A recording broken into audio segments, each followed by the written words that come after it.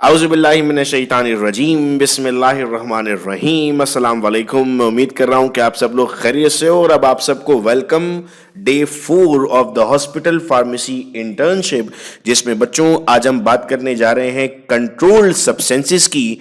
याद रहे बच्चों के पिछले 3 वीडियो लेक्चर्स में हमने बात की हॉस्पिटल फॉर्मुलरी की, हमने बात की इमरजेंसी मेडिसिन पर, एम्बुलेटरी मेडिसिन पर, हमने बात की इन पेशेंट फार्मेसी पर। अगर आप पहला लेक्चर देख रहे हो तो वो 3 लेक्चर्स भी देख लो, आपको मजा आएगा और एक हॉस्पिटल का माहौल आपके सामने बन जाएगा। आज की क्लास में हम बात करने जा रहे हैं कंट्रोल्ड सब्सटेंसेस पर। मैं इस वक्त लाइव चैट पर आप लोगों के साथ मौजूद हूं और भरपूर मजा आ रहा है मुझे देख कर के आप सब लोग इस वक्त मौजूद हैं, ये प्रीमेड वीडियो देख रहे हैं और एंजॉय कर रहे हैं जैसे आपने पिछले 3 दिनों को एंजॉय किया था। इस दरमियान मैंने आपके होमवर्क्स भी देखना स्टार्ट कर दिए हैं। आपके होमवर्क्स में जो मटेरियल आप लोग काम कर रहे हैं और कुछ होमवर्क्स मैंने बेस्ट होमवर्क के तौर पर सिलेक्ट भी किए हैं, जिनकी इंशाल्लाह वीडियो बनाकर भी मैं आपके सामने शेयर करूंगा। आज की इस क्लास में हमने पढ़ना है कंट्रोल्ड मेडिसिन को। तो सबसे पहला सवाल आता है, व्हाट आर कंट्रोल्ड मेडिसिन। जब मैं स्लाइड्स बनाता हूं तो मैं एक स्टूडेंट भी बन जाता हूं और मैं एक टीचर भी बन जाता हूं। मैं सोचता हूं कि अगर मैं स्टूडेंट होता तो मेरे जहन में क्या क्या सवाल आते, मैं उन तमाम सवालों को लिख देता हूं और फिर बहैसियत उस्ताद उन सवालों के जवाब भी देता हूं। तो इसीलिए जो ऊपर क्वेश्चन लिखे हुए हैं, आपके दिल की आवाजें, ये सवाल आप ये सवाल करना चाहते हो, उसी तरह से मैंने ये सवाल लिखे हुए हैं। क्वेश्चन है, what are controlled substances. Sir, controlled substances include opioids, stimulants, depressant, hallucinogens and anabolic steroids. ये तमाम की तमाम कंट्रोल्ड सब्सटेंसेस की एग्जांपल्स में आता है। Controlled substances with known medical use such as morphine, Valium, Ritalin are available only by prescription from a licence medical professional. वो चीजें जिनका मेडिकल यूज हमें मालूम है, फिर भी वो एक रजिस्टर्ड लाइसेंस मेडिकल प्रोफेशनल की तरफ से मिल रही होती है और उन सब्सटेंसेस को हम नाम देते हैं कंट्रोल सब्सटेंसेस का। फिर सवाल जहन में आता है, sir when to prescribe the control medicine. कब कंट्रोल मेडिसिन प्रिस्क्राइब करनी है? तो हम कहते हैं sir, control medicine are prescribed only when other medicines cannot help with the medical problem। जाहिर है कंट्रोल सब्सटेंसेस को हम कह रहे हैं कि ठीक नहीं है ना, बहुत कंट्रोल में रखना है, तो प्रिस्क्राइब ही क्यों करना है? इसलिए चूंकि बाकी जो और दवाएं थी वो ठीक नहीं कर रही हैं। For example, you might be offered a control medicine in hospital such as a very strong pain killer after an operation और if you are having a baby and need pain relief during labour. अब आप लोगों ने Keynes का नाम सुना होगा। Keynes को हम कंट्रोल मेडिसिन में लेकर जाते हैं, पेन रिलीफ करने के लिए इस्तेमाल किया जाता है, लेकिन वो ऐसे आमतौर पे हर बंदा इस्तेमाल नहीं करता। जब आम दवा से पेन रिलीफ नहीं हो रहा होता तब आप किन्स की तरफ जाते हैं। वो बच्चे जिन्होंने नहीं सुना किन्स के बारे में, फौरन क्लास के बाद वो इसके बारे में पढ़ेंगे, चूंकि इस लेक्चर में जो अहम अल्फाज में इस्तेमाल करता हूं, जो मेडिसिन के नाम में इस्तेमाल करता हूं, उनको फिर आप लोगों ने बाद में जरूर पढ़ना होता है। सवाल आता है, सर कंट्रोल मेडिसिन किन पर्पस के लिए इस्तेमाल की जाती है? तो हम कहते हैं sir, control medicine are the medication that can cause physical and mental dependence and have restrictions on how they can be filled and refilled. इसके लिए हमारे पास एक एडमिनिस्ट्रेशन मौजूद है जिसे हम नाम देते हैं drug enforcement administration, short form में DEA, जिसका काम है इसको रेगुलेट करना और इसको क्लासिफाई करना। यह आम दवाओं की तरह नहीं है। कौन कौन से मॉलिक्यूल्स हैं? सर, अ ड्रग और other substance that is tightly controlled by the government because it may be abuse और कॉज एडिक्शन। एडिक्शन का मतलब होता है आदी हो जाना, जैसे ओपियोइड लिखा हुआ है, स्टिमुलेंट लिखा हुआ है, डिप्रेसेंट लिखा हुआ है, एनाबॉलिक स्टीरॉइड्स हैं, इसके आदी हो जाते हैं लोग, इसको नशे के तौर पे इस्तेमाल करना शुरू कर देते हैं। तो ऐसे मॉलिक्यूल्स को हम कंट्रोल्ड सब्सटेंसेस का पार्ट रखते हैं। फिर सवाल आता है, sir are all prescription drugs are controlled substances.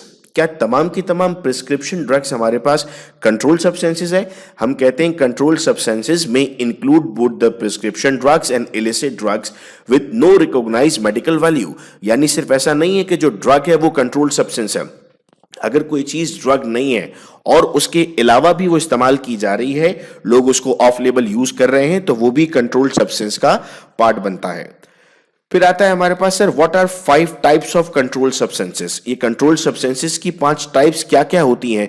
तो हम कहते हैं sir, they may be classified as narcotics, depressant, stimulant, hallucinogens and anabolic steroid.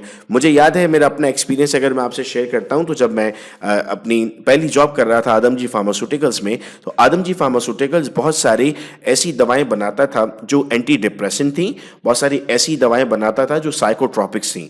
तो जब मैं वेयरहाउस में कंट्रोल्स मेजर करता था और जब मैं वेयरहाउस में उनकी डॉक्यूमेंटेशन नोट करता था और जब रेगुलेटरी इंस्पेक्शंस होते थे, क्वालिटी इंस्पेक्शंस होते थे, तो उनमें इनके अलग से सवाल मुझसे पूछे जाते थे, कितने टेम्परेचर पर रखा, लॉक एंड की में रखा है नहीं रखा। तो वहाँ से मुझे अंदाज़ा होना शुरू हुआ कि ये कंट्रोल सब्सटेंसेस की कितनी ज़्यादा अहमियत होती है। फिर इनके कोटा मिलते हैं, मतलब ये हर वक्त आपको रॉ मटेरियल भी नहीं मिलता, ज़्यादा रॉ मटेरियल भी नहीं मिलता, आपको कोटा मिलता है इसका, और उसी कोटा में आपको बनाना होता है पूरी कंजम्पशन। मुझे ये भी याद है कि अगर कोई वेस्टेज होता था ग्राम्स में या मिलीग्राम्स में, कोई सैंपल जाया करता था, तो उसकी भी इंफॉर्मेशन रिकॉर्ड होती है। इस सब पढ़ने का फायदा मुझे जीएसके में हुआ था, क्योंकि जब जीएसके में इंटरव्यू किया गया था तो उसमें मुझसे कंट्रोल सब्सटेंसेस के भरपूर सवाल पूछे, क्योंकि उनके पास भी डिजॉक्सिन था, कुछ ऐसे मॉलिक्यूल थे जिनको बहुत कंट्रोल तरीके से वो डिस्पेंस करते थे। तो उन्होंने मुझसे पूछा तुम्हें क्या पता है कंट्रोल सब्सटेंसेस के बारे में, और मैं फरफर यही बातें बोल रहा था जो आज आपको पढ़ा रहा हूं, और इसीलिए पढ़ा रहा हूं कि कल मेरा कोई बच्चा अगर इंटरनेशनल लेवल के ऑर्गेनाइजेशन पर काम करने चाहता है और इंटरव्यू देता है तो उसको ये परेशानी नहीं आएगी, वो फरफर जवाब देगा, क्योंकि उसको पता होगा इन तमाम चीजों के बारे में। कौन सी ड्रग कंट्रोल नहीं है? भाई ड्रग है तो कंट्रोल क्यों नहीं है? हम कहते हैं sir pharmaceutical preparations that can only B obtain through a practitioners prescription dispensed by a pharmacist and are not considered controlled substance under the Controlled Substance Act। इसका मतलब एक एक्ट मौजूद है, उस एक्ट ने डिफाइन किया हुआ है कि कौन कौन सी दवाओं को कंट्रोल दवा कहना है, कौन कौन सी दवाओं को नॉन कंट्रोल दवा कहना है। इन दोनों सूरतों में हम कहते हैं कि सर हमारे पास एक एक्ट मौजूद होगा, उस एक्ट के मुताबिक अगर होगा तो कंट्रोल सब्सटेंस है, उस एक्ट के मुताबिक अगर नहीं होगा तो कंट्रोल सब्सटेंस नहीं है। मैं उम्मीद कर रहा हूं कि सारी बातें समझ में आ रही हैं, और चैट पर तो बात हमारी चल ही रही है, आप लोगों से गपशप भी चल रही है। मैं अक्सर जब आप लोगों की ये प्रीमियर करता हूँ वीडियो, तो साथ में कुछ खाने पीने का रखता हूँ और मैं बताता भी हूँ कि इस वक्त मैं क्या खा रहा हूँ, और फिर आप लोगों से भी पूछता हूँ कि आप लोग क्या खा रहे हैं। याद रखिए अपने आप को फ्रेश रखिएगा, अपने आप को फ्रेश करके जब आप पढ़ेंगे। कल एक बच्चे ने कॉमेंट किया कि घर वाले पूछ रहे हैं इम्तहान खत्म हो गए फिर भी तुम पढ़ रही हो, तो उसने बताया कि उसे पढ़ने में मज़ा आ रहा है। आपको पढ़ने में मज़ा इसलिए आ रहा है आपका इंटरेस्ट है, ये अपने इंटरेस्ट के साथ चीज़ों को पढ़िए और आगे बढ़िए, किसी बोझ तले चीज़ों को ना पढ़ें। अब कुछ दवाओं के नाम रखता हूं आपके सामने और उनके बारे में आपसे बात करता हूं कि कोई दवा कंट्रोल रखी गई है तो क्यों रखी गई है, और कोई दवा अगर कंट्रोल है तो वो कौन कौन सी है। तो हम कहते हैं sir why is tramadol a control substance? Tramadol क्यों कंट्रोल सब्सटेंस है? However the drug enforcement administration, जिसे हम नाम देते हैं DEA, classify tramadol as schedule 4 control substance. इसे शेड्यूल 4 कंट्रोल सब्सटेंस कहा जाता है, meaning it's considered to have a lower risk of addiction and abuse than schedule 2 opioids. ये ओपियोइड से कम रिस्क रखती है। जैसे इसकी एग्जांपल्स में हम ऑक्सीकोडोन और हाइड्रोकॉन लेते हैं। फिर सवाल आता है what are the 3 factors that determine the control substance. मेरे जहन में ये सवाल आया कि बच्चे सोचेंगे आप कैसे क्लासिफाई करते होंगे। सपोज कीजिए किसी बच्चे को मौका मिलता है, वो किसी कंट्री जाता है और उस कंट्री में उसे एक लिस्ट बनानी है कंट्रोल सब्सटेंसेस की, तो उसे उसका मैनेजर कहता है कि कल तुम कंट्रोल सब्सटेंस की एक लिस्ट बना के ले आओ। तो वो उसको पता तो हो ना कि किन बुनियादों पर रखना है, तो आइए वो बुनियाद भी आपको बता देता हूं। Among the factors are the drug's potential for abuse, the scientific evidence for a drug's pharmacological effects, the scientific evidence for a drug's medical use. आप उसके फार्माकोलॉजिकल इफेक्ट चेक करते हैं और आप उसके ड्रग मेडिकल यूज देखते हैं। अगर इससे आपको अंदाजा होता है कि ड्रग को कंट्रोल करने की जरूरत है, फॉर एग्जांपल ओपियोइड है, मॉर्फिन है, कोडीन है, हमें उनके फार्माकोलॉजिकल इफेक्ट से अंदाजा होता है कि सर ड्रग को कंट्रोल करने की जरूरत है, तो हम कहते हैं कि sir drug must be control. फिर क्वेश्चन आता है सर कंट्रोल सब्सटेंस और इलीगल दवाओं में क्या फर्क है? तो हम कहते हैं sir most illegal drugs are also controlled substances. अच्छा, मैं आपसे बाहर दुनिया की बात इसलिए करता हूं चूंकि यूएसए में और जो बाकी कंट्रीज हैं जिनकी मैं एग्जांपल लेता हूं, यूएस FDA, MHRA, ICH, ये वो जगह हैं जहां पर चीज़ें स्टैंडर्ड पर मौजूद हैं और आपको पढ़ते वक्त स्टैंडर्ड पर रहना होगा। आप अपने अतराफ में भले होते हुए ना देखें, लेकिन जब आप पढ़ेंगे तो आप चीज़ स्टैंडर्ड की पढ़ेंगे बेटा। तो हम कहते हैं सर इलीगल ड्रग्स तो कंट्रोल्ड हैं, लेकिन तमाम कंट्रोल ड्रग्स इलीगल नहीं है। but not all the controlled substances are considered as illegal. Even legal drugs have potential for abuse and dependence. So it is necessary for a person to understand that all the drugs that are legal और illegal can be dangerous if misused, इसीलिए दवाओं का इतना ख्याल रखा जाता है। सवाल आता है सर मुख्तलिफ मसल रिलैक्सर्स होते हैं, क्या वो कंट्रोल सब्सटेंसेस हैं? So yes, Soma and Valium are the control substances. This means they have a potential for abuse and dependence. Avoid these medication. अब सर आप कहेंगे मसल रिलैक्सर कैसे कंट्रोल सब्सटेंसेस है? अगर आप मसल रिलैक्सर इस्तेमाल कर रहे हैं तो इसका मतलब आप अपनी बॉडी में कैल्शियम आयन की कंसंट्रेशन को चेंज कर रहे हैं।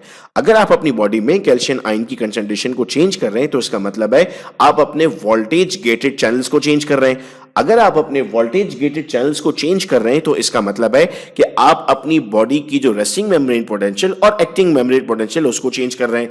देखो कैसे लिंक बनता है ना चीजों का, ये फिजियोलॉजी है, ये फार्माकोलॉजी है जिसमें चीजें लिंक की जा रही होती हैं। तो हम कहते हैं कि सर दो एग्जांपल्स हैं, ये कंट्रोल सब्सटेंसेस में आते हैं चूंकि इनके इफेक्ट्स ही हैं, बाकी इस क्लास को इस्तेमाल किया जा रहा होता है। अब सवाल आता है कि सर ये कंट्रोल ड्रग्स को स्टोर कैसे करना है? मेडिकल स्टोर में अगर मैं मौजूद हूं और उसमें कुछ कंट्रोल ड्रग्स हैं, उसको कैसे स्टोर करूं? तो हम कहते हैं sir there are no medicines fridge available that meet the misuse of drug safety custody regulation. Therefore, controlled drugs meeting the safe custody requirements that require refrigeration need to be stored in standard medicines fridge. अलग से fridge मौजूद होगा। ये बड़ी माल practice है, मैं पाकिस्तान में देखता हूँ, मुझे बड़ा दुख होता है, अफसोस होता है कि मेडिकल स्टोर के फ्रिज में स्लाइस जूस भी पड़ा हुआ है, उसके बराबर में इंजेक्टेबल भी पड़ा हुआ है। ये कतन सही नहीं है और इसकी वजह यह है कि कोई फार्मासिस्ट मौजूद नहीं है उसको ठीक करने के लिए या उसको बताने के लिए। मुझसे जितना हो सकता है मैं ज़रूर बताता हूँ, उन लोगों को समझाता हूँ। बात करने का अंदाज बहुत मुख्तलिफ रखना पड़ता है। अगर मैं उसे ये कहूँगा कि तुम ऐसा लाजिम करो तो वो कभी भी नहीं करेगा और शायद आइंदा मुझे दवा भी नहीं देगा। लेकिन अगर आप प्यार से फार्मेसी वाले को समझाएं कि देखो ये चीज़ें ठीक नहीं है, दवा के साथ स्लाइस जूस का रखना या नेस्ले जूस का रखना ठीक नहीं है, इसको अलग रखना होगा, उसको अलग रखना होगा, तो शायद आपको बात समझ में आए। मैंने तो यहाँ तक भी देखा है कि पेप्सी कंपनी के फ्रिज रखे हुए होते हैं मेडिकल स्टोर्स में और उसमें वो उनके प्रोडक्ट्स भी रखे हुए होते हैं। तो ये चीज़ें मैं और आप ही चेंज पैदा कर सकते हैं, उसको समझाएंगे तो वो ज़रूर इस बात पर आमादा होगा कि उसको तब्दील करना है। नेप्रोक्सिन सोडियम का नाम हमने सुना, सर क्या नेप्रोक्सिन कंट्रोल सब्सटेंस है?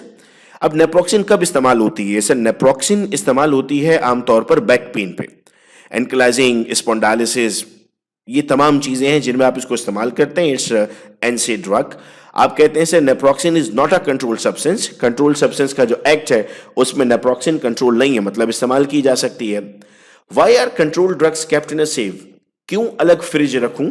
आप भी सवाल करोगे मुझसे और भी लोग सवाल करेंगे। तो हम कहते हैं सर एक तो मसला ये है कि ये खतरनाक है और दूसरा मसला ये है कि चोरी भी हो सकती है।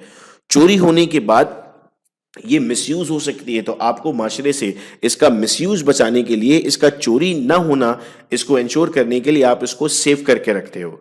सवाल आता है sir who can countersign the control drug? कौन कंट्रोल ड्रग को काउंटर साइन कर सकता है? तो हम कहते हैं sir where orders for control drugs are requisition from another trust, each order must be countersigned by a medical doctor और डेंटिस्ट और कॉन्ट्रैक्टेड बाय द ऑर्गेनाइजेशन।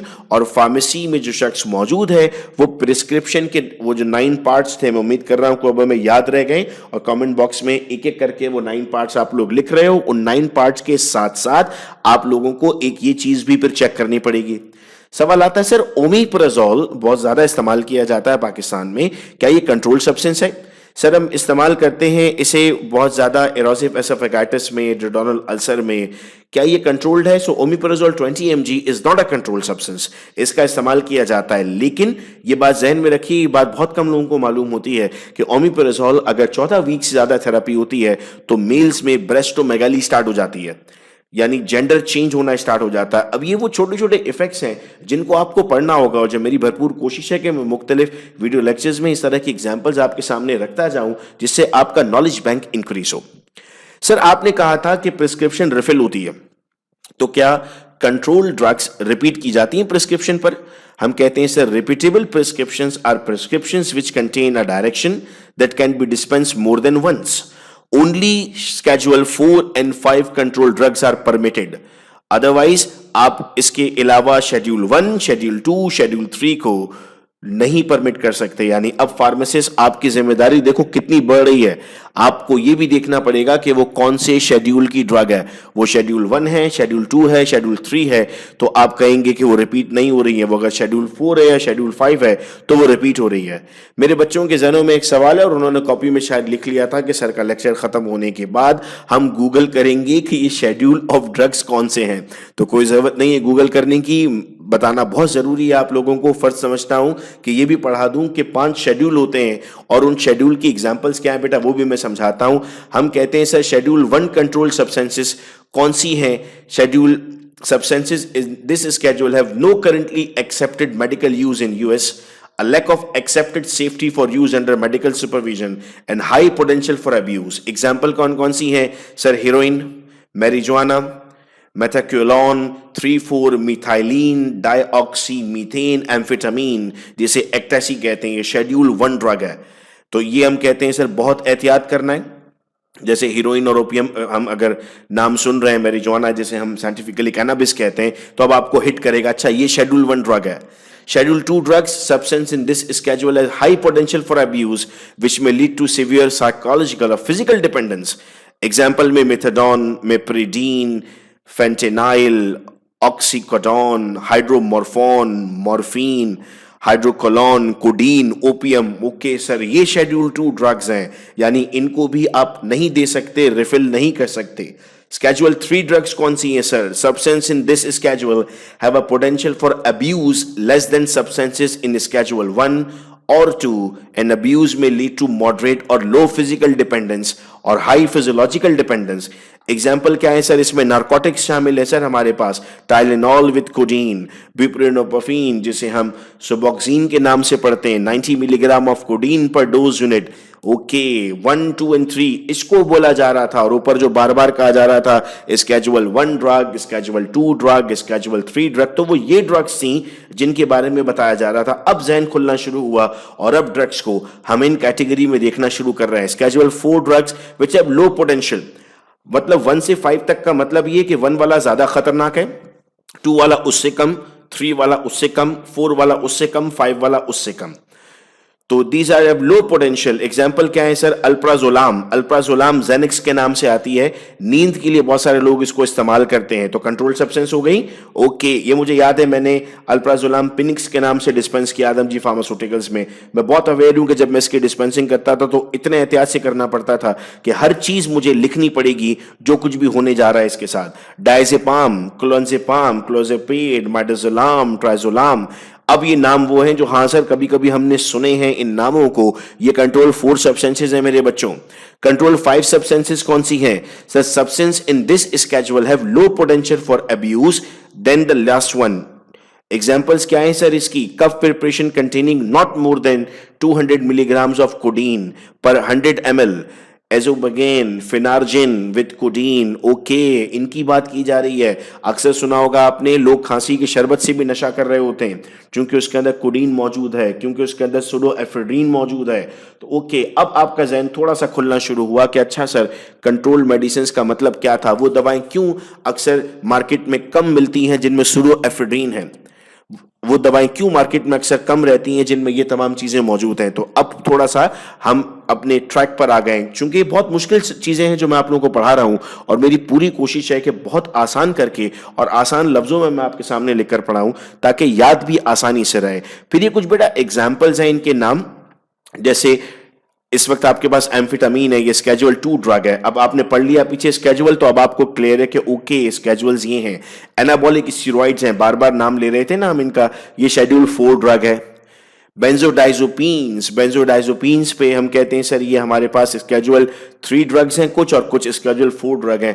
तो अब जहन थोड़ा सा खुल रहा है। ब्यूप्रेनोफिन जिसमें सुबोटेक्स भी हम शामिल कर लेंगे, वो स्केड्यूल 3 ड्रग है। अच्छा इन ड्रग्स को अगर इलीगल आप अपने पास रखते हैं तो आप पर जुर्माना भी होता है और साथ साथ आप पर इसमें जेल भी हो सकती है, जुर्माना भी लगता है, आपका लाइसेंस भी कैंसिल होता है। तो you must be aware of all these things.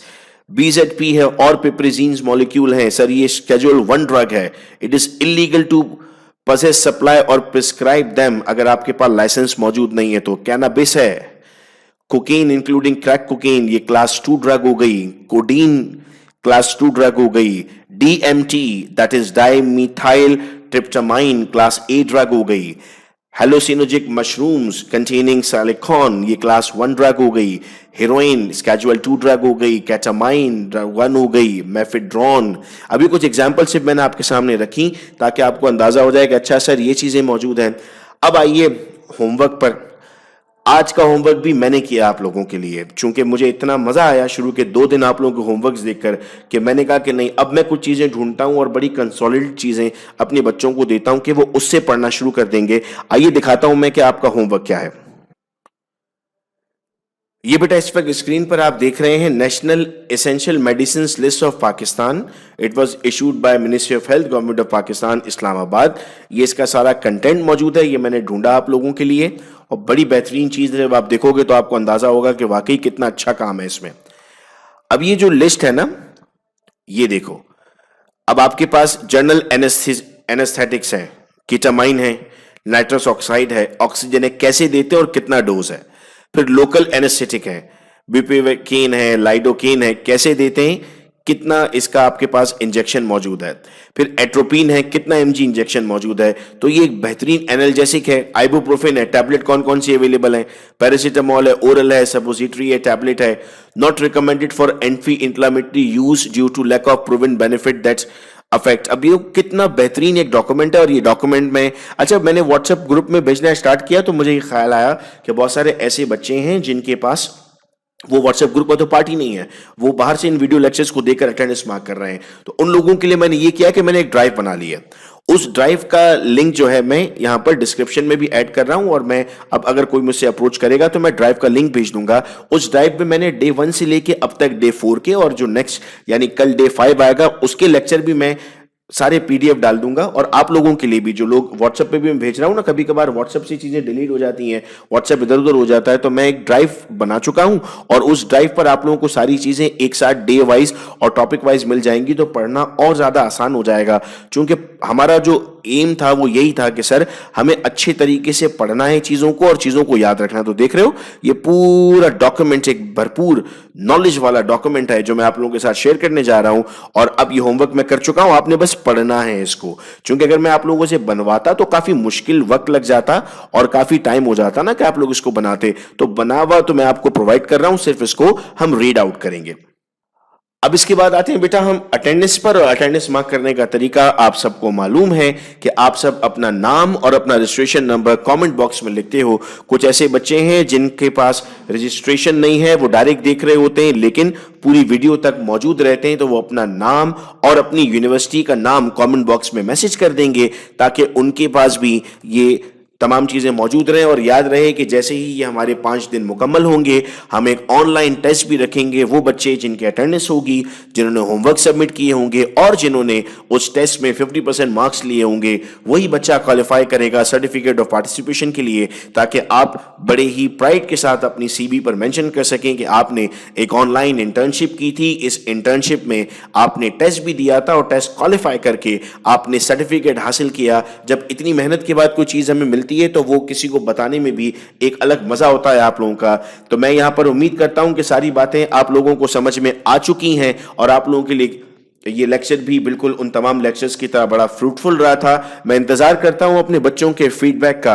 वो मुझे बताते हैं कि सर आपने जो चीजें पढ़ाई उनको हमने कहां कहां इंप्लीमेंट किया, कितना मजा आया, कैसा लगा। तो मैं वेट करता रहूंगा अपने तमाम बच्चों के फीडबैक का। आप सबका बहुत शुक्रिया आज की क्लास के लिए। इंशाल्लाह कल फिर ठीक 9 बजे आप लोगों से मुलाकात होगी। अपना बहुत ख्याल रखिएगा आप सब लोग। अल्लाह हाफिज।